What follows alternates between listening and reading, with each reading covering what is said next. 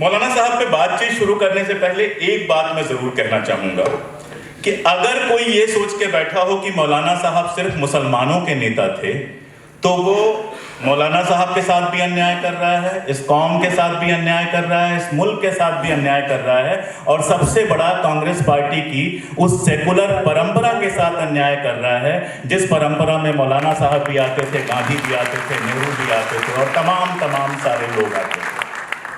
वो उस परंपरा को भूल जा रहा है जिसमें शफी अहमद किदवई साहब की हत्या कर दी गई थी, और यह हत्या किसी और ने नहीं की थी, मुस्लिम लीग के लोगों ने की थी। वो इस परंपरा को भूल जा रहा है कि एक तरफ सावरकर कांग्रेसी हिंदुओं को फर्जी नेशनलिस्ट कहते थे, तो दूसरी तरफ लीग वाले यानी जिन्ना साहब कांग्रेसी मुसलमानों को फर्जी नेशनलिस्ट कहते थे। यानी वो उस परंपरा को भूल जा रहा है जो 1857 से लेके 1947 तक हिंदुस्तान के सीने में आग की तरह जलती रही हिंदू मुस्लिम एकता की परंपरा। सब जानते हैं कि मौलाना साहब का जो जन्म हुआ था वो मक्का में हुआ था 1888 में। लेकिन दो बातें मैं आपको बता रहा हूं मौलाना साहब के खानदान के बारे में, फिर मैं धीरे धीरे उनके विचारों की तरफ जाऊंगा। मौलाना साहब के खानदान में एक शेख बहलोल देहलवी साहब हुए हैं।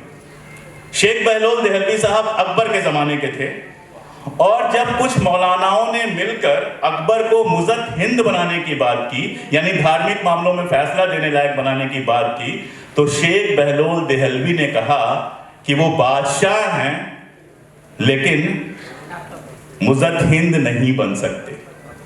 मौलाना की जो शुरुआत हुई थी वो शायरी से हुई थी। इमरान भाई शायर थे और आज़ाद नाम रखा था, जैसे तखल्लुस रखने का होता है, तो प्रतापगढ़ी की तरह उन्होंने आज़ाद रखा था। और फिर हुआ ये कि उनका असली नाम लोग भूल गए और वो मौलाना अबुल कलाम आज़ाद हो गए। 1908 में उनके खानदान के लोग थे वो कलकत्ता आ गए थे, और 1908 में उनके पिता की मौत हुई, पिता की मृत्यु हुई। पैसे रुपए थे, पता नहीं क्या सूझा, जवानी के उस जोश में वो निकल पड़े और तुर्की गए, इराक गए और कई सारे देशों में घूम कर आए। और जब लौट के आए, तुर्की और इराक से लौट के आए, वहां अरब और तुर्क क्रांतिकारियों से मिले, तो यहां आकर उन्होंने लिखा कि हिंदुस्तानी मुसलमानों को हुकूमत बरतानिया की मातहत छोड़कर आज़ादी की लड़ाई में शामिल होना चाहिए। और जिस जोशो जुनून में कलकत्ता आए थे, कलकत्ता आप जानते हैं उस जमाने में इंकलाबियों का ठिकाना हुआ करता था, तो सबसे पहले इंकलाबी मूवमेंट में शामिल हो गए। गदर मूवमेंट का बड़ा जोर था उस समय, गदर मूवमेंट के साथ वो जुड़ गए और उस इंकलाबी मूवमेंट में शामिल हो गए। लेकिन फैसला उन्होंने ये किया कि वो धार्मिक मामलों पे, ये भी आप लोग जानते हैं कि किसी यूनिवर्सिटी में उनकी पढ़ाई नहीं हुई थी। उनके जो पिता थे वो ना तो ये चाहते थे कि वो सैयद साहब के कॉलेज में पढ़ें, और ना ये चाहते थे कि अंग्रेजी जिस तरह की शिक्षा है वो लें, इसलिए घर में ही उनको अरबी की और कुरान की और बाकी सारे धर्मशास्त्र की शिक्षा दी गई थी। तो 1912 में अपना पहला काम उन्होंने शुरू किया, अल हिलाल करके अखबार निकाला। आप अगर मौलाना साहब को पढ़ना शुरू करेंगे तो वो कहीं और की थ्योरी लेके नहीं आते हैं, वो कुरान के माध्यम से समझाते हैं कि कुरान कैसे सबके साथ मिलजुल के रहने की बात करती है। वो बताते हैं कि ये समझ ही गलत है कि हिंदुस्तान में दो कौमें रहती हैं। यहां से मैं अपने सब्जेक्ट पे आ रहा हूं, नेशनलिज्म के मामले पे। अगर आजादी की लड़ाई में आप देखेंगे तो नेशनलिज्म की पूरी लड़ाई क्या थी? नेशनलिज्म की लड़ाई यह थी कि एक तरफ अल्लामा इकबाल साहब, सर सैयद ने सीधे तो नहीं कहा था लेकिन इशारों में बहुत कुछ कहा था, और बाकी सारे लोग ये कहने की कोशिश कर रहे थे कि हिंदुस्तान में दो कौमें हैं, और दो कौमें जो हैं वो दो अलग अलग नेशन स्टेट बनाती हैं, दो अलग अलग राष्ट्र बनाती हैं, दो अलग अलग मुल्क बनाती हैं।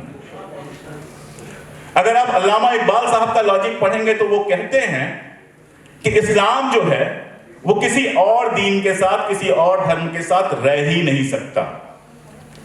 और उनका बहुत खूबसूरत जवाब कहीं किसी और जगह से नहीं आया, मदनी साहब ने दिया, मौलाना हसन मदनी साहब ने जवाब दिया।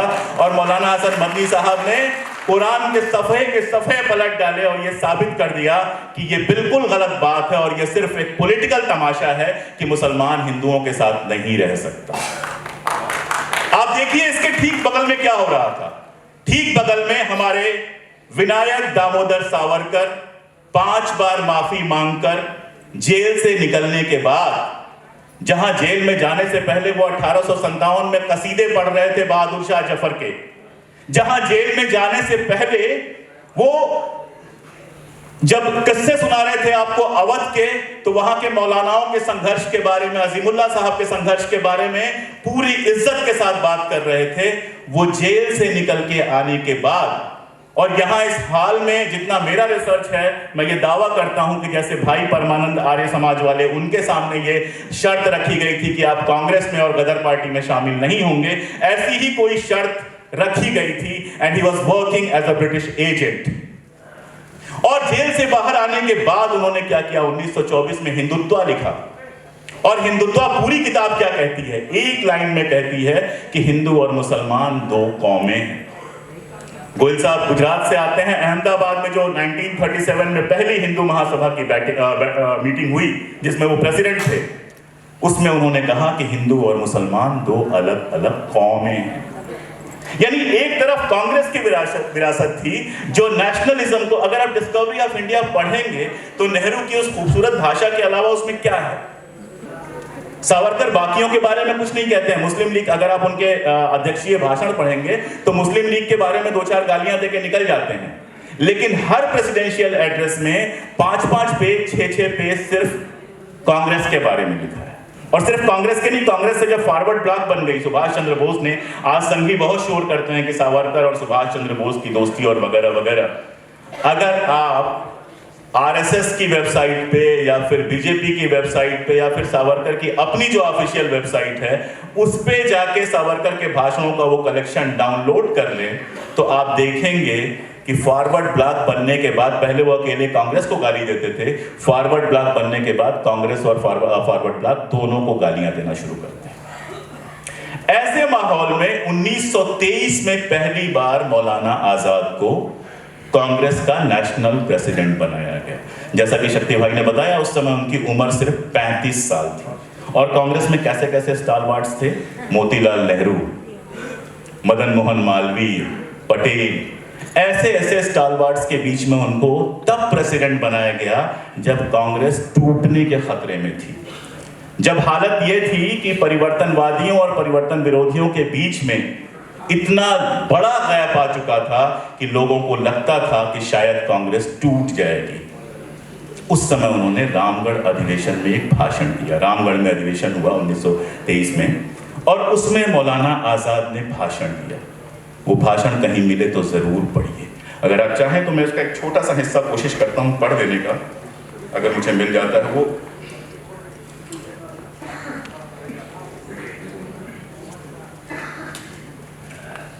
जाने दीजिए, ढूंढने और पढ़ने में पूरा फ्लो खत्म हो जाएगा। उस भाषण में उन्होंने 2 बातें बहुत साफ कही।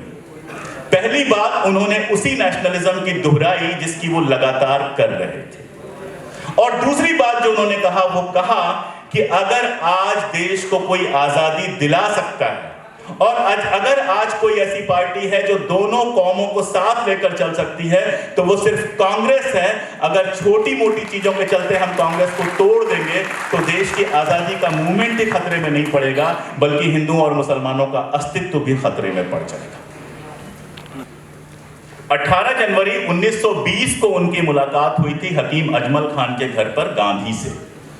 हकीम अजमल खान उस मुलाकात का किस्सा सुनाते हैं और बताते हैं कि उसमें पटेल साहब भी थे, शौकत अली और उनके भाई भी थे, और खुद मौलाना भी थे। उस समय गांधी ने पहली बार उनको अहिंसा और सत्याग्रह के रास्ते में बताया।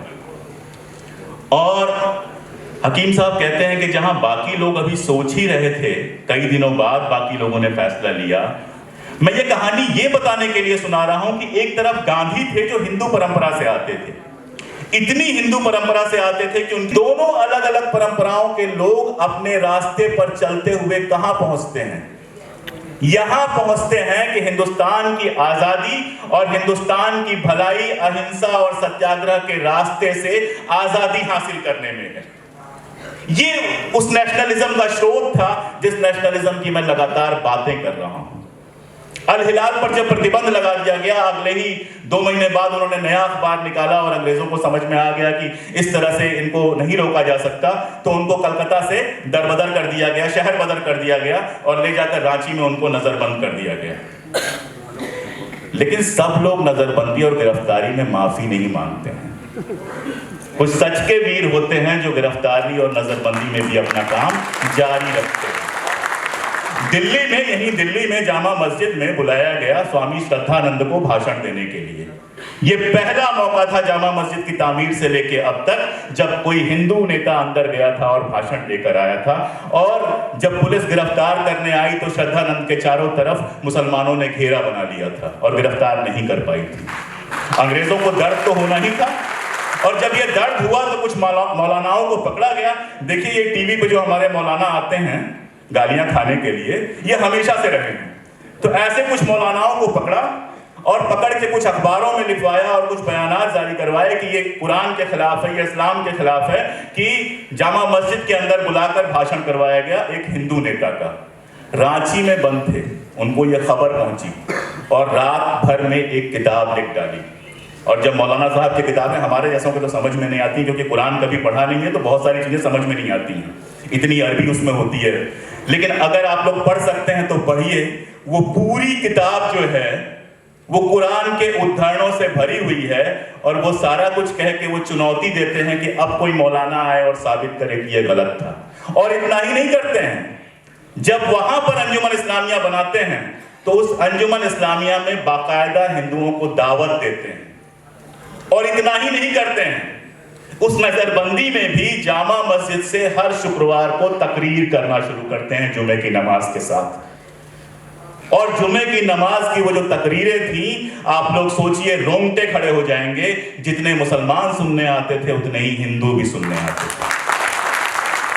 तो मेरे दिमाग में हमेशा एक सवाल उठता है कि एक तरफ जिन्ना साहब थे, वो जिन्ना साहब जो अंग्रेजी सूट पहनते थे, शानदार अंग्रेजी बोलते थे, लंदन से विलायत से वकालत पढ़ के आए थे, जिनको मुझे लगता है कभी कुरान पढ़ने का मौका नहीं मिला, जिनका इस्लाम से कोई खास वास्ता नहीं था, हम सब जानते हैं 1940 के पहले तक। और जो पोस्टर बॉय थे हिंदू मुस्लिम एकता के, लगभग नास्तिक और पोस्टर बॉय, वो वहां तक जाते हैं कि हिंदू और इस्लाम के नाम पर, हिंदू और मुसलमान के नाम पर खून खराबा कराते हैं, पाकिस्तान बनाते हैं। दूसरी तरफ हमारे ये मौलवी साहब थे, मौलाना साहब थे, जिनकी अंग्रेजी तो खुद से उन्होंने बाद में सीखी और जिनकी सारी ट्रेनिंग जो हुई थी वो इस्लामी परंपरा में हुई थी। पिता मौलाना, नाना मौलाना, हज करने गए थे, वहीं बस गए मक्का में पिता तो वहां पैदा हुए, यानी मक्का में तो पैदा ही हुए थे अबुल कलाम आजाद। उस इस्लामी परंपरा से आते हैं, दाढ़ी रखते हैं, शेरवानी और अचकन पहनते हैं, पूरी तरह से देख के कोई कह देगा, कपड़ों से उनको पहचाना जा सकता है मोदी जी के शब्दों में। और उस परंपरा से आने वाले मौलाना साहब हिंदू मुस्लिम एकता के अलंबरदार बनते हैं। इस्लामिक परंपरा से आने वाले मौलाना साहब हिंदू की बात बस इतनी ही है। जामा मस्जिद वाला भाषण आप पढ़ेंगे, वो इमरान भाई ने आज सुबह से लगातार ट्विटर पे उस भाषण से हिस्से कोट किए हैं, तो वो दर्द सारा का सारा मौलाना साहब की आवाज में दिखाई देता है। मौलाना साहब लगातार कह रहे थे कि नहीं, ये जो लीग तुम्हें सब्ज़बाग दिखा रही है वो सब्ज़बाग तुम्हारे लिए नहीं है। लेकिन लोग सुनने को तैयार नहीं थे, लोग उनके साथ नहीं आए। लोगों ने मुस्लिम लीग को चुना। मौलाना साहब की भाषा इतनी शानदार थी, एक हिस्सा मैं पढ़ने की इजाजत चाहूंगा, हालांकि यह अल हिलाल में उन्होंने लिखा था ये सब होने से पहले, लेकिन उस समय भी लागू होता है और असल में आज भी लागू होता है, इसलिए मैं चाहूंगा इसको जरूर सुन लिया जाए। वो कहते हैं मुसलमानों की सारी मुसीबत उनकी गफलत और गलत एतमाद की लाई हुई है। वे रुपया देने के लिए, गाड़ियां खींचने के लिए, फूलों के हार पहनाने के लिए तो तैयार रहते हैं, लेकिन मुड़कर ये नहीं देखते कि जो उनसे चूना और गारा लिया जा रहा है वो मस्जिद की तामीर में लगाया जा रहा है या कि मैखाने की दीवार में। और इसके आगे कहते हैं कि जबकि इस्लाम ने हर मुसलमान को लीडर बनने की आजादी दी हुई है, तो मेरी समझ में नहीं आता है कि पागलों की तरह वे इस या उस लीडर के पीछे क्यों भागते हैं। मैं बहुत विनम्रता से यहाँ जो मेरे दोस्त बैठे हुए हैं, भाई बैठे हुए हैं, उनसे मैं कहूँगा कि मौलाना के इस कहे को दोबारा याद कीजिए जब क़यादत के नाम पे तमाशा फिर से हो रहा है। लेकिन अंत में वही हुआ, 1947 में देश बटा, और जब देश बटा तो हालत ये हुई, जो जामा मस्जिद वाला वो भाषण मैं यहाँ पे पढ़ना नहीं चाहता हूँ। मैं इमरान साहब से चाहूँगा कि अगर वक्त इजाज़त दे तो हाँ, उस भाषण को पूरा पढ़ लीजिए, बहुत बहुत ज़रूरी है वो भाषण। और हुआ क्या, मुस्लिम लीग चली गई, जिन्ना साहब टाटा बाय बाय कहते हुए यहाँ के मुसलमानों से कह गए कि अब तुम हिंदुस्तान के लायक हो जाओ। ऐसा कैसे होता? 15 साल से आप यहाँ के मुसलमानों में जहर भर रहे थे कि हिंदू तुम्हारा दुश्मन है, गांधी तुम्हारा दुश्मन है, जवाहर तुम्हारा दुश्मन है, ये सारे तुम्हारे दुश्मन है। ऐसा कैसे होता कि 1947 के बाद वो बंदा तुरंत के तुरंत इन्हीं सारे लोगों का लायल हो जाता? आप जिन्होंने क़यादत का वादा किया था, वो हवाई जहाज में बैठ के कराची के महल में रहने चले गए। यहाँ के मुसलमानों को किन जानवरों के भरोसे छोड़ के गए थे? न होते गांधी, न होते नेहरू, न होते मौलाना, तो इन हिंदू सभाइयों ने और आरएसएस वालों ने क्या हाल किया होता यहाँ पे?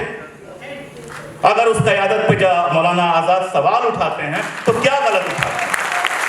क्या वही अपराध नहीं है कि आज तक मुसलमानों से देशभक्ति का प्रमाण लिया जाता है?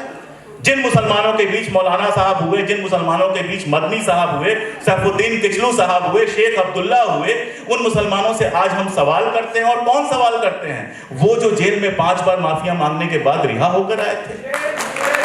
और वो सिर्फ इसलिए मांग पाते हैं क्योंकि मुस्लिम लीग और हिंदू महासभा की वो साजिश कामयाब हो गई जो अंग्रेज चाहते थे। हिंदुस्तान 2 टुकड़ों में बट गया। सोच के देखिए, अगर यहाँ से लेके कराची, सिंध, बलूचिस्तान तक और उधर पूरा बांग्लादेश और सब कुछ एक होता तो आज हम कितनी बड़ी ताकत होते। और आज कोई मुसलमान से कोई सवाल नहीं करता।